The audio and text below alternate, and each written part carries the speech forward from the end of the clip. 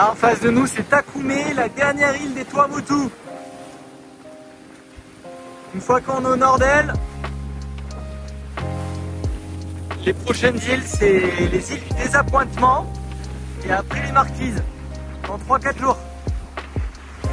On a pris un riz parce que ça a forci.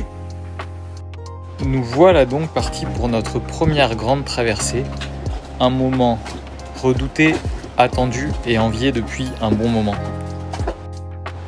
Voici quelques moments qui illustrent l'ambiance de ces 3 jours.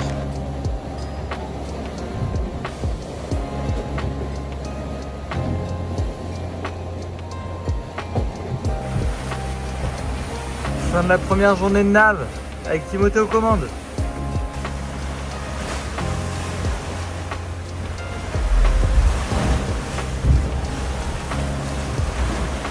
On a fait un quart de la route, bientôt 24 heures de nav. Plus de réveil. Cette nuit, la mer a pas mal tapé quand même. On a les vagues un peu trop de face par rapport à notre allure. On n'a pas le choix.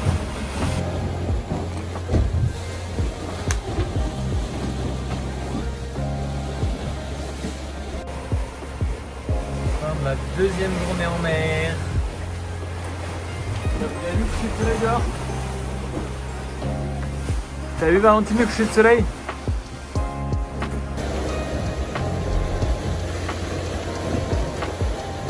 On fait du pré-serré depuis plus de 50 heures et c'est fatigant. C'est l'heure du coucher de soleil, J3. Les premiers vrais grains à plus de 30 nœuds viennent nous cueillir uniquement le dernier jour.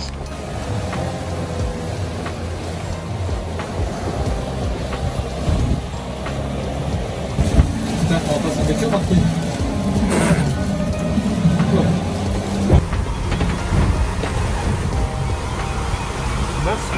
Il est vraiment passé derrière. On arrive dans 2 heures à Fatouiva. On est sur la fin.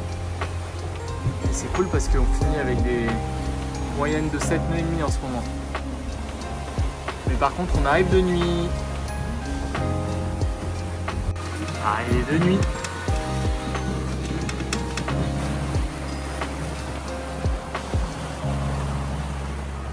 Au sud de Fatouiva.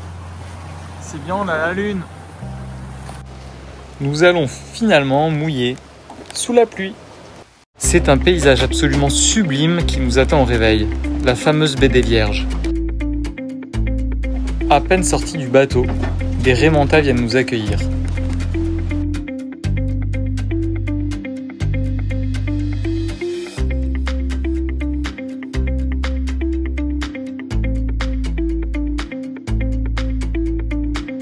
Ce village, coincé au fond d'une vallée étroite, est absolument magnifique.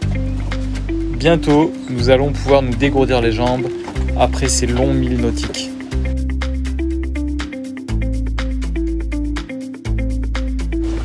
Un tiki nargueur vient nous accueillir. Changement de décor, hein? Ouais. Il y a de quoi grimper. Ah ouais. Et j'ai vu, il y a l'air d'y avoir pas mal d'eau, je suis sûr qu'il y a de quoi faire des canyons aussi. Glaboudi? Voilà. Aïe.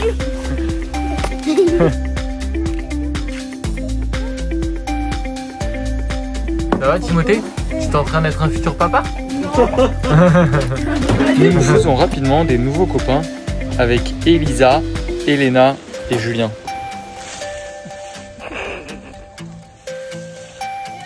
Nous nous enfonçons un peu plus loin dans la vallée.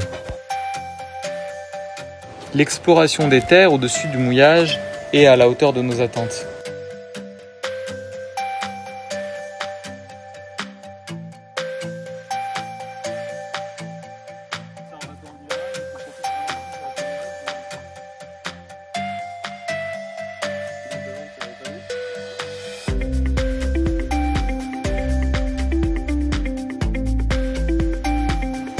Au fond de la vallée, une cascade magnifique en impose.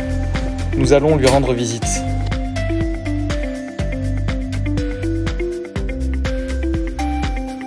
La légende locale dit qu'une grosse anguille vivrait là au fond d'une grotte.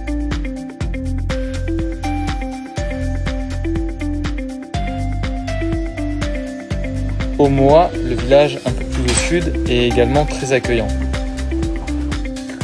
Nous découvrons des tikis de toutes les formes et des fleurs de toutes les couleurs.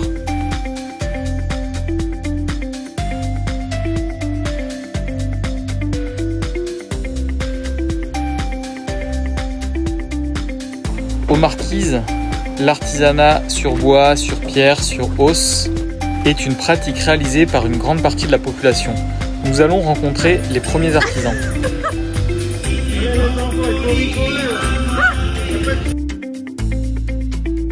Mais également ce scolopendre sur lequel il faut éviter de marcher. Les enfants sont aux anges. Nous avons enfin trouvé une jolie plage où ils peuvent s'adonner au bodyboard.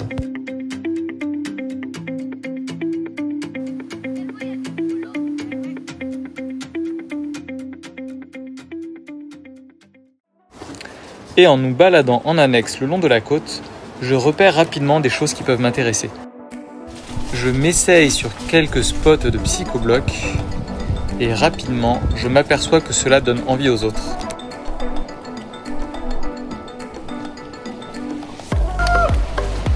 Ce jeu est toujours aussi drôle.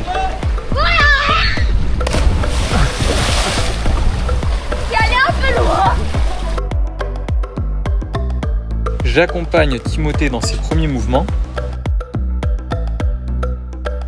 mais très vite, il n'a plus besoin de moi.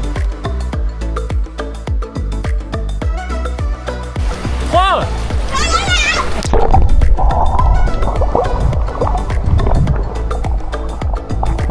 Vincent, avec qui nous avons sympathisé, s'entraîne à l'escalade sous-marine. Mais en fait, ce vrai roublard est un très bon grimpeur. Finalement, ce sont des collectifs qui se mettent en place.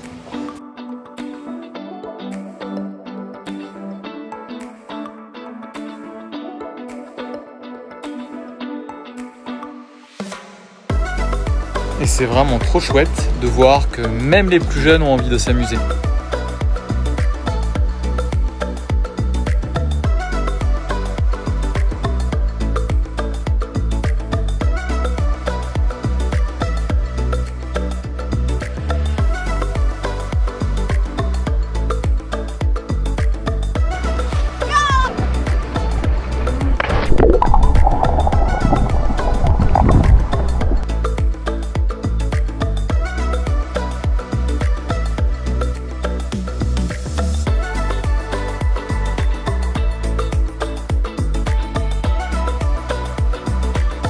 Après une jolie semaine dans cette île du sud des Marquises, Fatuiva, nous allons à regret remonter vers le nord pour nous ravitailler à Ivaoa.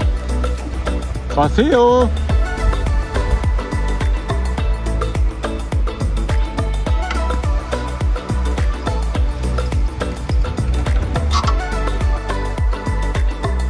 Cette île 5 étoiles nous a vraiment donné une super première impression des Marquises.